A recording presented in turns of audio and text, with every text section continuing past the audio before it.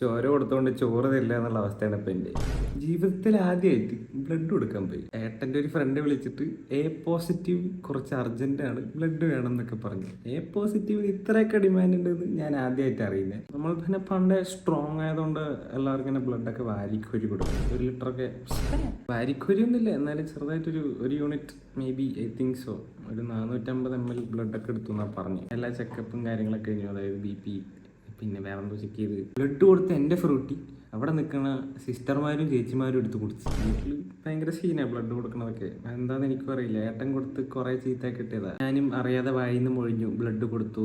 ഈ കയ്യിൽ ഈ സാധനം കണ്ടപ്പോൾ ചോദിക്കുമല്ലോ. എനിക്കാണെങ്കിൽ നുണ പറയാൻ അറിയാത്തതുകൊണ്ട് വീട്ടിൽ ഞാൻ അതിനെ കാം റിയാക്ഷനൊക്കെ പ്രതീക്ഷിച്ച് പോവാട്ടോ.